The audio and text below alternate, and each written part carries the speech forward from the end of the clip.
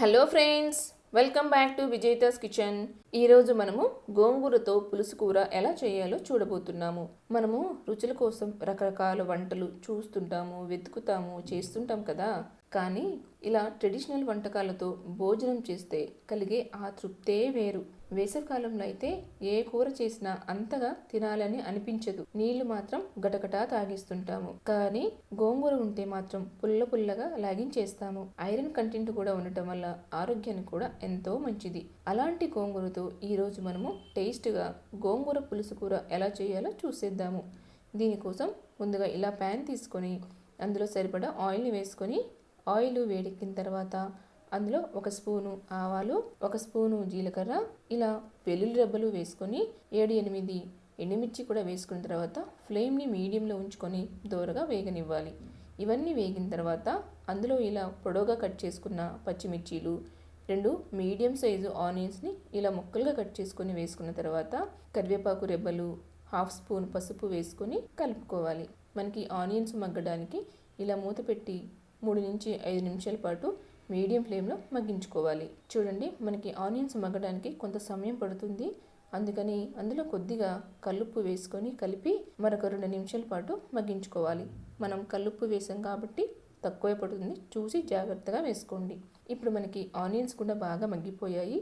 ఇప్పుడు అందులో ఇలా శుభ్రంగా కడిగిన గోంగూరని యాడ్ చేసుకోవాలి. గోంగూరలో కొంచెం మట్టి ఎక్కువగా ఉంటుంది కాబట్టి 2-3 సార్లు శుభ్రంగా కడిగి వేసి కలుపుకోవాలి.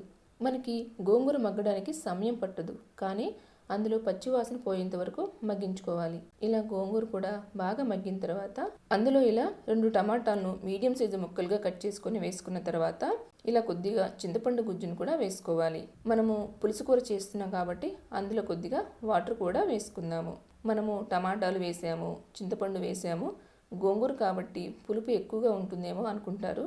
అలా ఏమి ఉండదండి. మనం తీసుకున్న గోంగూర, తీసుకున్న టమాటాలను బట్టి పులుపు అనేది ఉంటుంది. ఇప్పుడు మనకి మగ్గిపోయింది కదా, కొంతవరకు సరిపడా కారాన్ని కూడా వేసుకున్నాము. ఇక్కడ నేను 2 స్పూన్ల కారాన్ని యాడ్ చేస్తున్నాను. కారం కూడా వేసిన తర్వాత మూత పెట్టి మరొక 3-5 నిమిషాల పాటు మీడియం ఫ్లేమ్లో మగ్గించుకోవాలి. అంతేనండి, మనకి ఎంతో టేస్ట్గా ఉండే గోంగూర పులుసు రెడీ అయిపోయింది. ఇప్పుడు మనం వేడివేడిగా సర్వ్ చేసుకోవడమే ఆలస్యం. కాకపోతే పులుసు మరీ పుల్లగా రాకుండా ఉండడానికి మనం తీసుకున్నది పుల్ల గోంగూర లేదో చెక్ చేసుకోండి. ఇంకొకటి, టమాటాలు హైబ్రిడ్వా నాటువా అనేది కూడా చెక్ చేసుకొని దాన్ని బట్టి చింతపండుని వేసుకున్నట్లయితే మనకి పులుసు కూర చాలా పర్ఫెక్ట్గా వస్తుంది. ఇలా రెడీ అయిన గోంగూర పులుసు కూర మనకి వేడివేడి అన్నంలోకి, చపాతీలు, పుల్కాలు, రోటీలు ఎందులోకైనా సరే మంచి కాంబినేషన్ అని చెప్పుకోవచ్చు. మరి ఇంకెందుకు ఆలస్యం, ఈ గోంగూర పులుసు కూరని మీరు ట్రై చేసి మీకు ఎలా వచ్చిందో ఆ అమూల్యమైన ఫీడ్బ్యాక్ని నాకు కామెంట్ బాక్స్లో చెప్పడం అస్సలు మర్చిపోవద్దు.